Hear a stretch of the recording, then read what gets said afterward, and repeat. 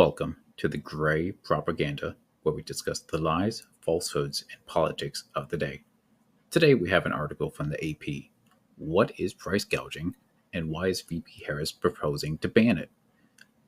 Alternative articles about the same subject, Fox have titles Harris Economic Plan would add over 1.7 trillion to national debt, and Trump accuses Harris of Soviet style policies following price control proposal. Now, we've had Reagan era price controls in the 70s, which led to record inflation, and here we go again in the roaring 20s with record new inflation and soon to be Harris price controls. Harris refuses to go on the record with any real details or plans. All we get is socialist buzzwords, which will lead to bigger government and failed goals like history has already shown us. Now, with this AP article, they detail a ban on price gouging by food suppliers and similar goals on housing and medicine. We already have laws against price gouging, but of course, if we can make a bloated federal level policy, well, I'm sure that'll fix it all in a jiff. My question is, if these policies are so great, why did Biden and Harris not implement them over the last 3 years while we've endured record inflation? If this is the Democrat answer to our problems, why wait until she's elected? I'll tell you, it's not going to work. They know it won't work. And furthermore, I doubt they expect any real support from Republicans or Democrats voting on these policies if they get elected anyway. Now, let's get into the article to learn more. So here's the article. What is price gouging and why is VP Harris proposing to ban it? As if price gouging was legal. With inflation and high grocery prices still frustrating many voters, bit of an understatement, VP Kamala Harris on Friday proposed a ban on price gouging by food suppliers and grocery stores as part of a broader agenda aimed at lowering the cost of housing, medicine, and food. Is an attempt to tackle a clear vulnerability of Harris's head-on under the Biden-Harris administration. Grocery prices have shot up 21%, part of an inflation surge that has raised overall costs by about 19%. And soured many Americans on the economy, even as unemployment fell to historic lows. Wages have also risen sharply since the pandemic and have outpaced prices for more than a year. Still, surveys find Americans continue to struggle with higher costs. Yeah, again, I think last year it was about 9.5%. Yeah, year to year, very small part of the record inflation that we've had in this Biden-Harris presidency.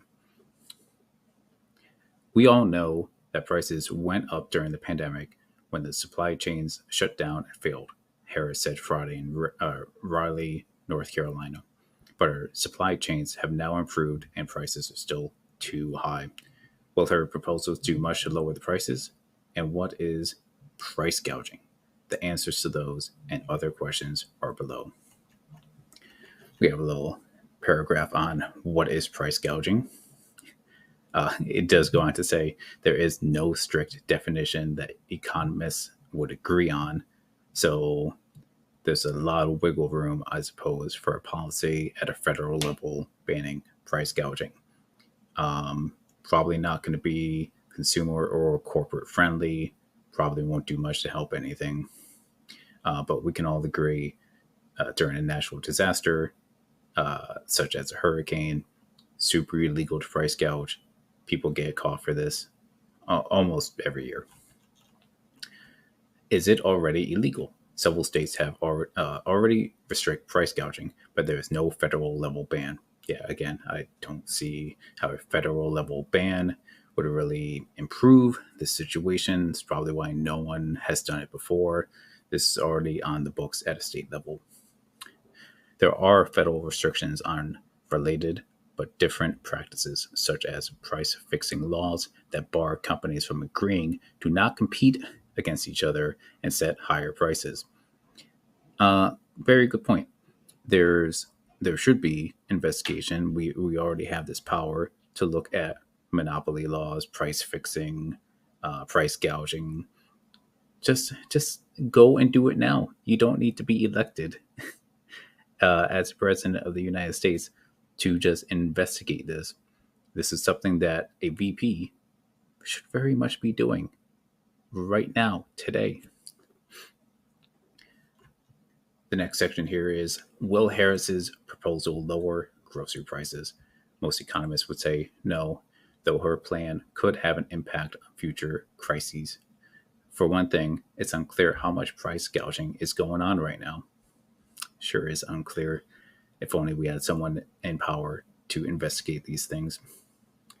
And then this article goes on to say grocery prices still painfully high to 4 years ago, but they increased just 1.1% in July compared with a year earlier. So July to July comparison, there's an inflation report here. Everyone knows through the roof. Everyone knows you're paying twice as much in groceries since Biden took office and Harris have been in power. Grocery prices are still painfully high compared to 4 years ago. Yes. President Joe Biden said Wednesday that inflation has been defeated after Wednesday's inflation report showed that it fell to 2.9% in July, the smallest increase in 3 years. Yeah, pretty normal, not great. Smallest increase in 3 years. Not something to be happy about, not something to gloat about. Furthermore, there's some dissonance between claiming victory on the inflation front in one breath and then arguing that there's all this price gouging happening that is leading to consumers to face really high prices in another breath, said Michael Strain, an economist at the American Enterprise Institute.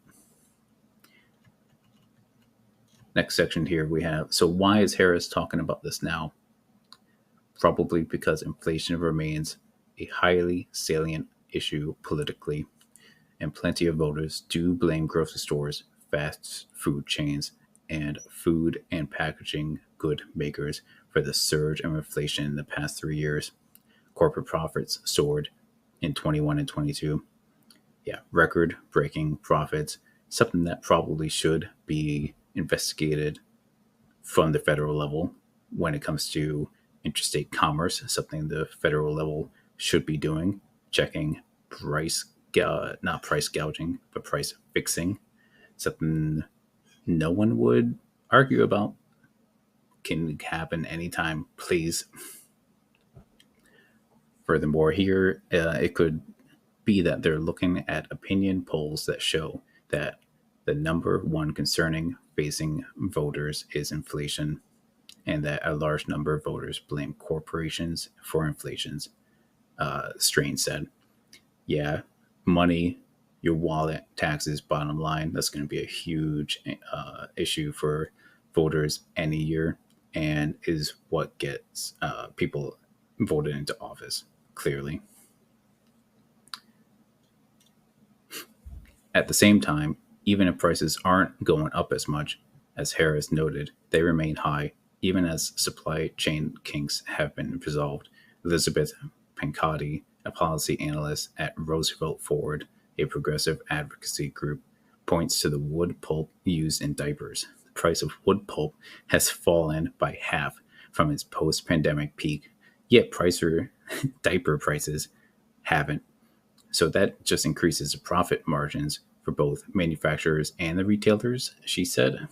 Yeah, record-breaking profits. The article continues to go down with categories such in sections such as, did price gouging cause inflation? Is banning price gouging like instituting price controls? Oh, excuse me. Is banning price gouging like instituting price controls? And ends with, the proposal is really about protecting consumers from unscrupulous corporate actors that are trying to rip the consumer off because they know they can. So, all in all, not a great policy from Harris. There's a lot that she could be doing right now to help the American people that I would like to see.